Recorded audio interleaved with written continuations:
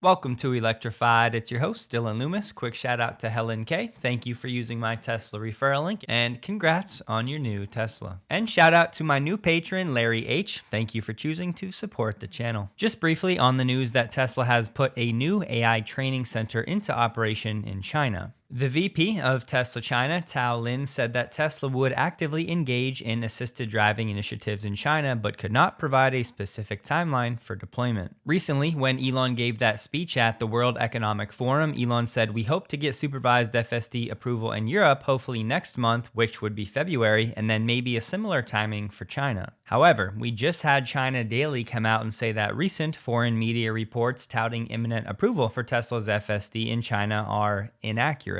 The source did not provide further details regarding the current status or timeline for any potential review of FSD by Chinese regulators. So we have at least one reputable Chinese source coming out after Elon's comment saying that they are not expecting Tesla's FSD to get full approval by February. And remember, in China, it's not actually called FSD. They had to change the name to Intelligent Assisted Driving. So on the channel, I'll call it IAD. And I found one other article that said a Chinese government source indicated China will not approve Tesla's FSD soon. Which, honestly, to me makes a lot of sense. If Tesla is just now putting this AI data center in China into operation, they're going to need to get that up and running and scale it and actually train these local Chinese models for a few months. Don't forget, to date, the IAD software that Tesla has been running in China has been using videos from the internet. That to train on all of the local rules and regulations that are specific to China. And based on the limited reviews that we get of the software from China, that is the primary problem. One of those primary challenges are the bus lanes and all of the specific regulations for that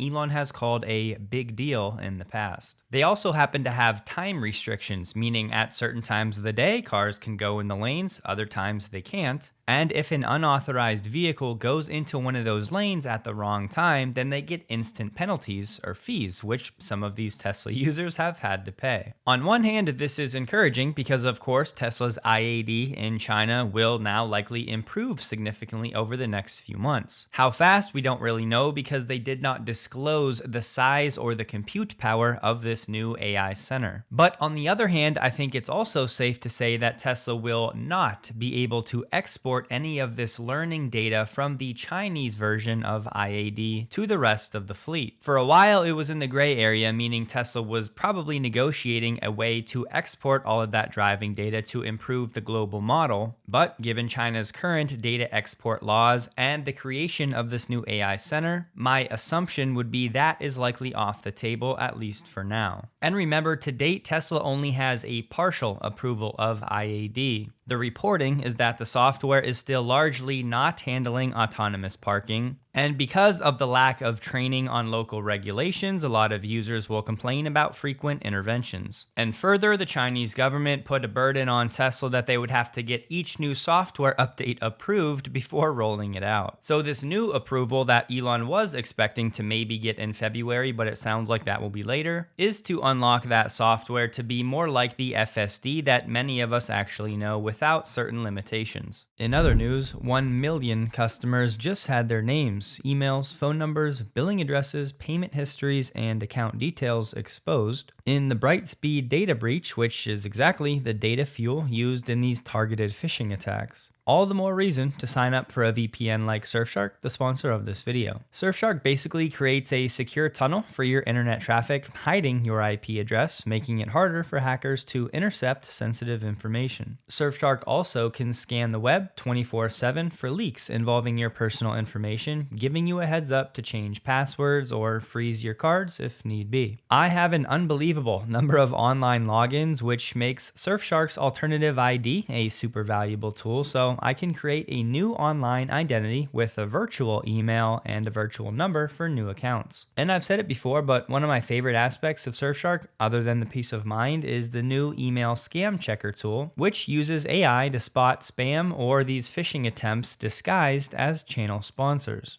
So if you want to protect your entire family, since you can have one Surfshark account for an unlimited number of devices, head to surfshark.com/electrified or use code electrified at checkout to get 4 extra months of Surfshark VPN. A few weeks ago, we talked about that voucher program in California for hybrid and zero-emission semi-trucks, and how Tesla was dominating the market share for those vouchers. Well, fast forward to today, and some people are complaining. As a refresher, the program is HVIP, Hybrid and Zero-Emission Voucher Incentive Project. And as we said, nearly 1,000 vouchers were tentatively assigned to the Tesla Semi, giving Tesla a substantially larger share of funding than any other manufacturer. Tesla remains positioned to receive about $165 million, while the next largest recipient, a Canadian bus manufacturer, New Flyer, secured only $68 million. Voucher values for the Tesla Semi have ranged from $84,000 to $351,000 per vehicle after data adjustments. This program allows incentives covering up to 90% of the list price for private fleet operators, which means yes, these companies placing their pre-orders for the Tesla Semi could end up getting up to 90% off the price of the Tesla Semi through these vouchers. And you'll see on the HVIP website at the end of January this year, Tesla was only at about $140 million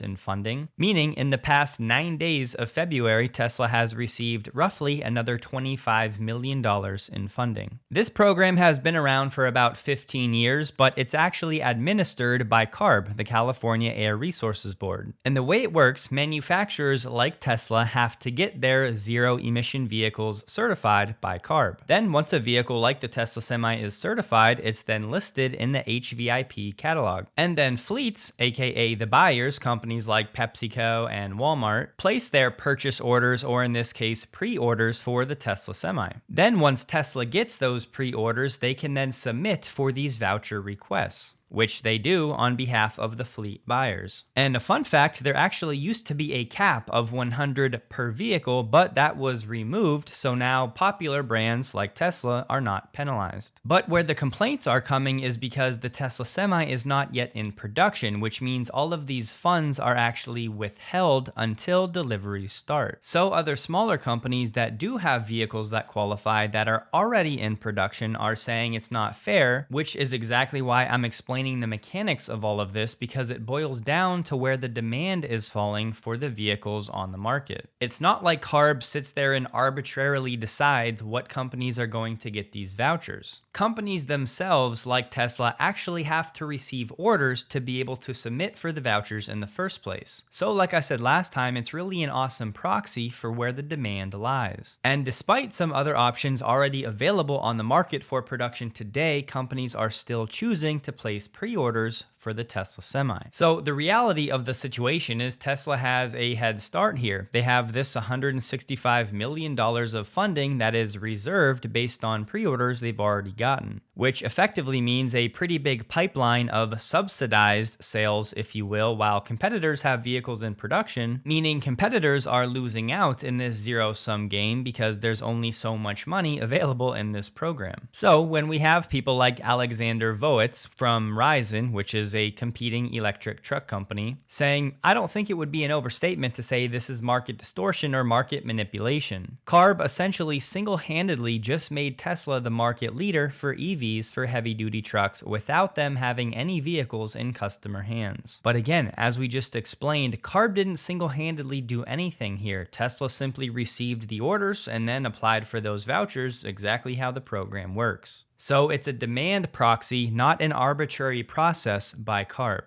So while some of these complaints may have a bit of merit in that the Tesla Semi is not yet in production, at least to me it largely seems like sour grapes from the competition. And one other important note, CARB officials also said that EV incentives from local utilities that are separate from this HVIP program did help to subsidize Tesla Semi orders and ultimately lessen grant funding awarded by the state. And what that means, for example, when a company like PepsiCo buys the Tesla Semi, they can stack these incentives. They get the HVIP vouchers from the state. They also get utility rebates and grants from companies like PG&E and programs that they have, and potentially federal and or state level tax credits depending on what state, which also makes a lot of sense because Tesla is the company pushing forward the charging infrastructure for all of these electric semis. So naturally, Tesla is going to receive significant funding from these utilities for the build out of that infrastructure. So some of these other companies should be thanking Tesla for getting more money from the utilities because remember, there's a cap for this HVIP program to 90% of the list price of a vehicle. So what I'm getting at here, if Tesla receives more money from the utilities, then they would actually need less money from the HVIP program, leaving more of that pool of funding available to the competition. So let's say a Tesla Semi costs $300,000. Well, the cap is 90%, meaning the HVIP voucher program can only account for up to $270,000. Then let's say Tesla gets $100,000 from PG&E. That would mean Tesla only needs $170,000 from the voucher program because they can't go beyond that 90% cap. So yes, these fleets can stack these incentives, but there is nuance to the conversation. And it happens to be that nuance that benefits the competition, resulting in more voucher funding available for them. Thanks to Tesla blazing the trail, being the first mover, taking the risk, and earning that funding from the utilities for the charging infrastructure. As Elon said, the Tesla Semi starts high volume production this year, and Dan Priestley replied with LFG, very excited to get going. Tesla did update the Tesla Semi page on the website with the specs, but they did not update the graphics yet. They still have the outdated version of the Semi without the light bar all the way across the front. And you can pause the screen if you want to read through all of the specs, but as we expected, there are going to be two models to start. The standard range coming in at 325 miles at the 82,000 pound gross combination weight, and the long range is still approximately 500 miles. But just like on the passenger vehicle side, Tesla says the specs are dependent upon vehicle configuration, meaning when the configurator's live, these fleets may have the ability to change things like the wheels, or the roof style, or interior cabin features, and so on. How is Elon playing chess? Well, here's where the game started.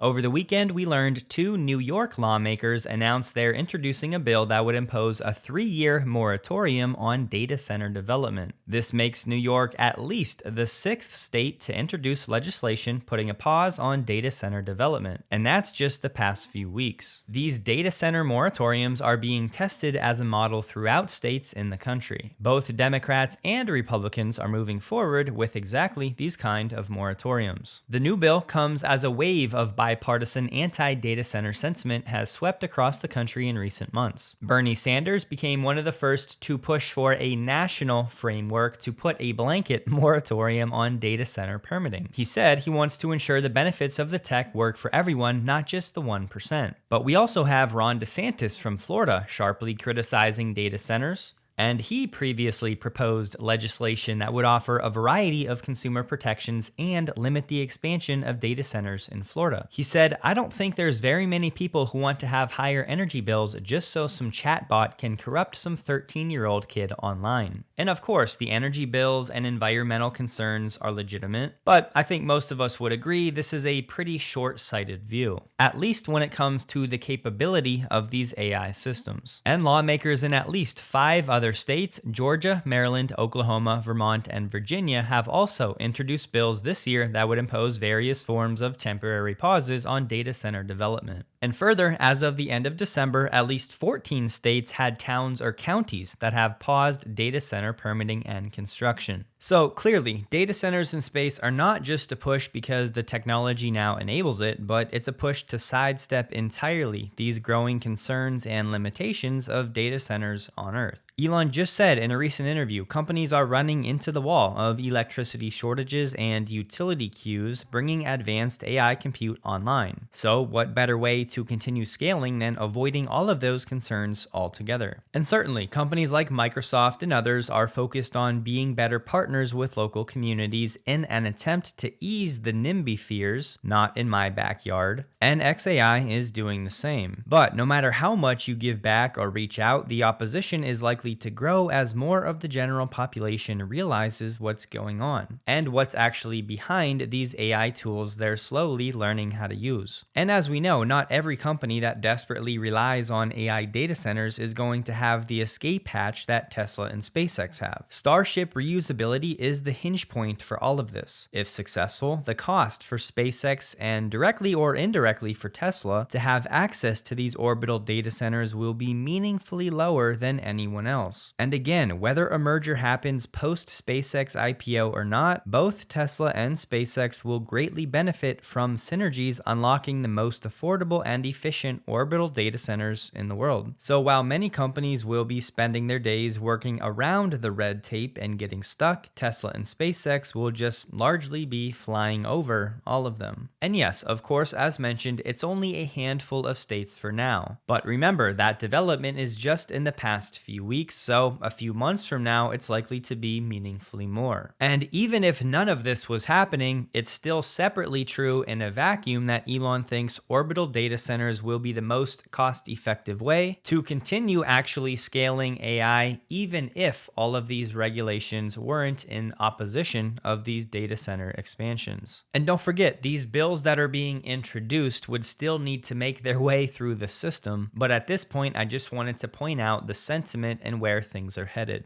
Tesla has quietly leased a large advanced manufacturing space near its flagship factory in Fremont. Tesla just finalized the lease for a 267,000 square foot industrial property. But the report from CoStar also said there's a separate 14-acre redevelopment property that Tesla could also be taking over. They said it's not clear whether Tesla will use that facility for robotics or cars or both. And on that second property, they said last month, Tesla leased a 108,000 square foot R&D facility, which is a stone throw from the Fremont factory. Meaning, between these two facilities, that's over 375,000 square feet of space. Now, for perspective, given that Fremont's factory is over 5 million square feet, these new buildings would only be in the neighborhood of 7% of the overall Fremont footprint, at least before adding these new buildings into the mix. And given that a Costco building is usually right around 150,000 square feet, this would be more than 2 Costco buildings. The new buildings are about 3 miles apart, so maybe a 5 or a 10-minute drive from each other, but they're both also within a 10 to 15-minute drive of the main Fremont factory. And with the wind down of Model S and X production at Fremont,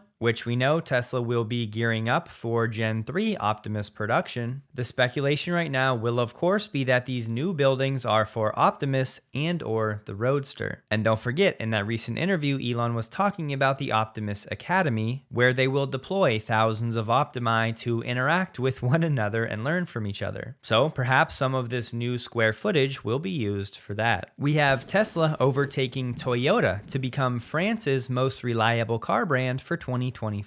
This by a nationwide reliability ranking published by Auto Plus magazine. Tesla ranked first overall in their reliability study, surpassing the longtime benchmark Toyota across all powertrain types. Tesla's vehicles showed no recurring major defects beyond isolated suspension arm issues, which are covered under warranty. Other issues were minor, like occasional screen glitches and door handle concerns. Importantly, the publication emphasized that EVs with far fewer moving parts than combustion cars are not inherently less reliable. And as far as I can tell, Auto Plus seems to be one of the leading automotive magazines in the French market. It's been around for over 35 years, and it seems like it's known for pretty in-depth research with a pretty solid track record of independent testing and reporting. In the past, you may have seen some videos go viral that claim EVs are flipping at much higher rates than gas vehicles. However, the data, at least when it comes to the Cybertruck, certainly does not support that. In NHTSA's Cybertruck crash tests, they found that the Cybertruck earned the lowest rollover probability among tested pickups, a 12.4% risk that beats most traditional SUVs. And dynamic stability tests showed no tip-over incidents.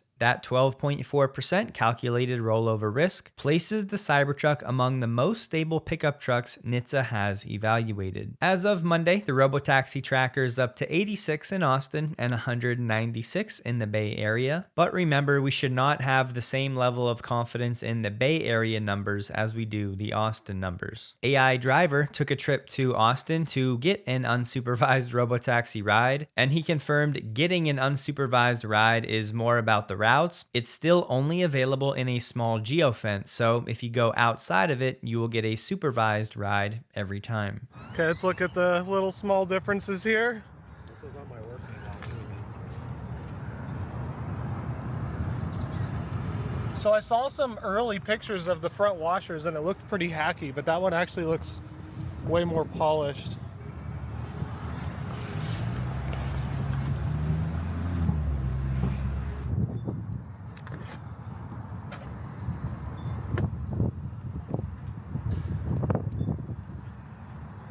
Wow, wow, wow.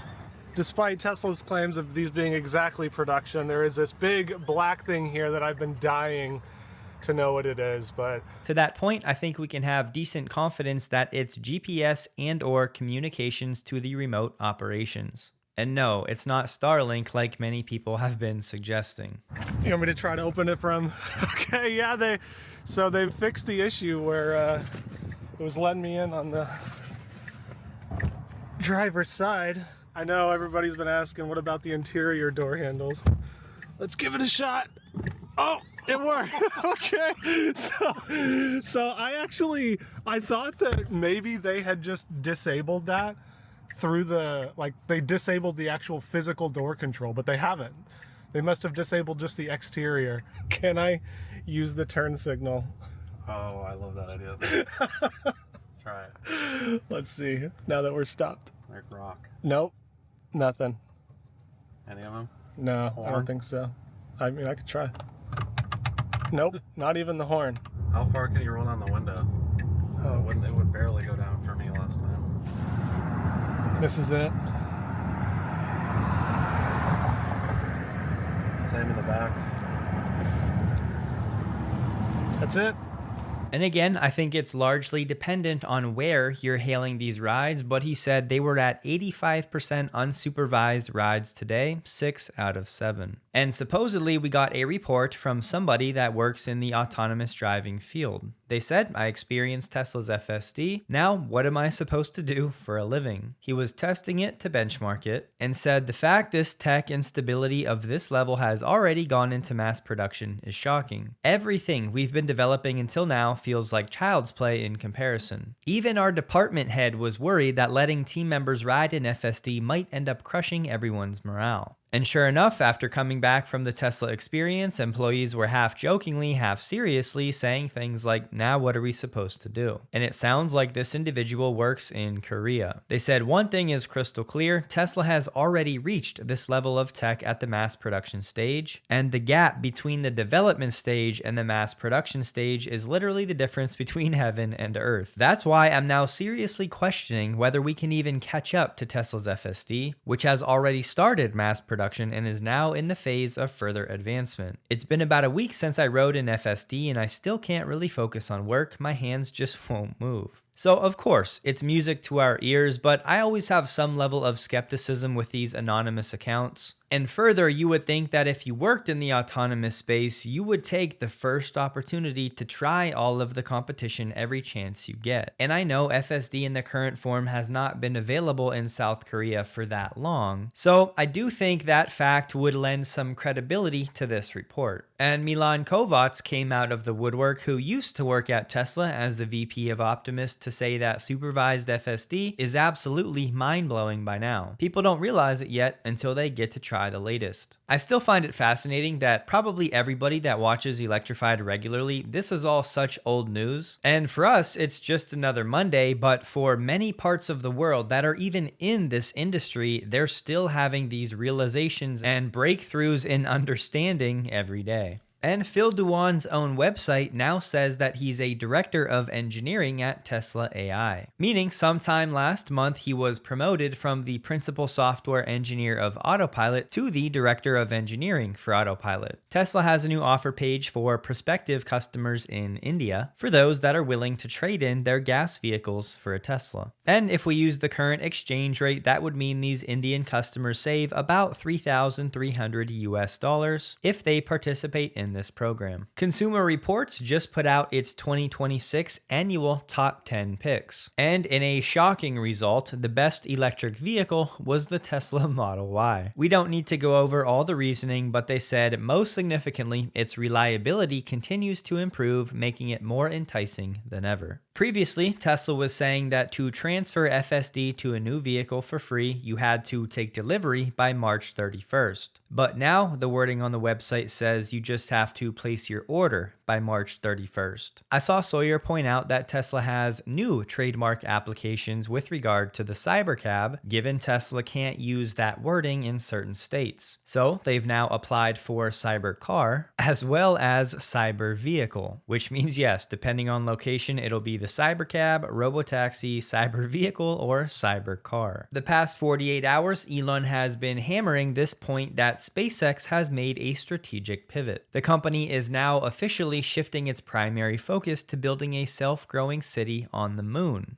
Elon said we can potentially achieve that in less than 10 years, whereas Mars would take 20 plus years. It's only possible to travel to Mars when the planets align every 26 months, which is a 6-month trip time, whereas we can launch to the moon every 10 days, which is a 2-day trip time. This means we can iterate much faster to complete a moon city than a Mars city. That said, SpaceX will also strive to build a Mars city and begin doing so in about 5 to 7 years, but the overriding priority is securing the future of civilization, and the moon is faster. And talking about Blue Origin, Elon said they might land something on the moon before SpaceX, and that's fine by me. I'll be one of the first to congratulate them. However, what really matters for the future is being able to land millions of tons of equipment and people to build a self-growing city on the moon. In this respect, perhaps we, meaning SpaceX, are more of the tortoise than the hare for now, meaning they're starting slow, but will finish well. And in time, I'll figure out how much SpaceX news to share that's going to be relevant for our purposes here. But for now, Elon reposted this from Beth Bezos saying SpaceX getting into electromagnetic mass drivers using Tesla tech is going to be insane. The moon will become the launch pad for Mars colonization. Elon hasn't yet shared specifics about this mass driver on the moon, so for now all we can do is speculate that it would be this payload delivery system that ultimately relies on electromagnetic catapults. It wouldn't work well on the Earth because of the atmospheric drag, but on the moon, where you don't have an atmosphere, you can have this device that almost rapid fire shoots these solar-powered AI data centers into orbit. Ferrari shared some new media about its first all-electric upcoming vehicle. They're calling it the Luce, and it's going to be a 4-seater. It's said to hit 60 miles per hour in less than 2.5 seconds. It'll have 4 electric motors. The battery pack will be 122 kilowatt hours gross and be capable of 330 miles of range by European rating methods. So we could call that somewhere in the neighborhood of 270 miles on the EPA cycle. And for now, Ferrari has not yet announced a date for the release of this vehicle. And Joni Ive, who was involved in the design of the interior, kind of took an indirect shot at Tesla. He said, when everything is flat, you stop absorbing the information. We use touch on the phone, talking about the iPhone, to solve a problem of not enough real estate to hold all the needed buttons. In a car, that's just the wrong technology. And falling in line with the rest of the legacy automakers, recently Stellantis announced it was taking a $26 billion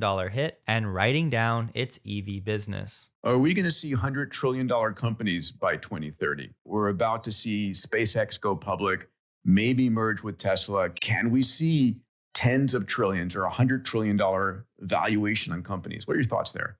Yeah, it's interesting. He said, I can see convergences among my companies that I didn't expect. And we've been saying that for some time, because in the world of AI, what do you have to win? You have to have proprietary data. And think about all the proprietary data he has. Different kinds of proprietary data. Tesla, the language of the road. Neuralink, multiomics data. Space, nobody else has that data. X, nobody else has that data either. I could see, yes, 100 trillion. I think it's going to happen because of convergence. So you can see a $100 trillion company come online Yes. by 2030? I think there could be. The leading candidate is Tesla for the reason I just said. And of course, Elon replied to that saying it's not impossible. But let me be clear, he also said obviously a staggeringly enormous amount of work and good luck is needed for such an outcome. I'm just saying it's not impossible. Tesla stock closed the day at $417.32, up 1.51%, while the NDX was up 0.77%. The volume was 13% below the average. Don't forget, if you'd like to support the channel and take your privacy back, you can check out Surfshark linked below to get those free months. Hope you all have a wonderful day, and a huge thank you to all of my Patreon supporters.